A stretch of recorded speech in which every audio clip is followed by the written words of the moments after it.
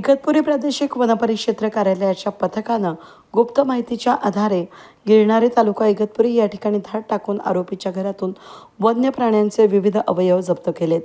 या प्रकरणी संशयिताला ताब्यात घेण्यात आले। या प्रकरणामध्ये वन्यजीव संरक्षण अधिनियम 1972 अंतर्गत गुन्हा दाखल करण्यात आलाय। आरोपीला पुढील तपासासाठी न्यायिक दंडाधिकारी प्रथम वर्ग इगतपुरी यांच्या न्यायालयासमोर हजर करण्यात येणार आहे। 8 मेला दुपारी 3 वाजता प्रादेशिक कंपनी क्षेत्र वनपरिक्षेत्र अधिकारी इगतपुरी यांना गुप्त बातमीदारामार्फत माहिती मिळाली की त्यानुसार गिरणारे येथील एका व्यक्तीला घरामध्ये वन्यजीवांचे अवयव बेकायदेशीररित्या साठवून ठेवण्यात आले असून या माहितीच्या आधारे वन विभागाच्या पथकानं सायंकाळी 5 वाजता संबंधित ठिकाणी जाऊन कायदेशीर प्रक्रिया पूर्ण करत आरोपीच्या घराची झडती घेतली। झडतीच्या दरम्यान आरोपी चंद्रकांत राजेंद्र माळी वय वर्ष 33 राहणार गिरणारे तालुका इगतपुरी जिल्हा नाशिक याच्या घरातून विविध वन्यजीवांचे अवयव जप्त करण्यात आले। यामध्ये सांबर शिंग, काळवट शिंग, रानडुक्कर दात, घुबडाचे अवयव, साळींदराचे काटे आणि मोरपिसांचा समावेश आहे। या प्रकरणी आरोपी विरुद्ध वन्यजीव संरक्षण अधिनियम 1972 अंतर्गत गुन्हा दाखल करण्यात आला असून प्राथमिक चौकशीसाठी आरोपींचे हे अवयव वेगवेगळ्या ठिकाणाहून आणल्याची माहिती दिली असून धार्मिक आणि दैविक कार्यामध्ये त्यांचा वापर होत असल्यानं सांगितलं।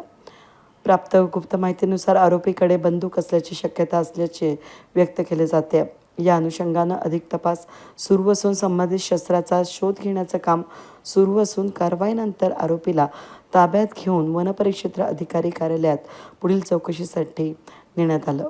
पोलीस विभागाच्या ताब्यात ठेवण्यात आलं असून आरोपीला पुढील तपासासाठी पोलीस कोठडी मिळण्याकरता न्यायालयात हजर करण्यात येणार असून ही कारवाई नाशिक पश्चिम भाग उपवनसंरक्षक सिद्धेश सावर्डेकर, सहाय्यक वनसंरक्षक कल्पना वाघेरे यांच्या मार्गदर्शनाखाली करण्यात आली। कारवाईमध्ये इगतपुरीच्या वनपरिक्षेत्र अधिकारी कांचन भुसाळ, वनपाल गावित, भोये, पवार, दिवाने, वनरक्षक पाटील, साबळे, धावडवड, बाघुल, गांगुर्डे, पोतिंडे, गावंडे अधिकारी आणि कर्मचाऱ्यांनी सहभाग घेतला।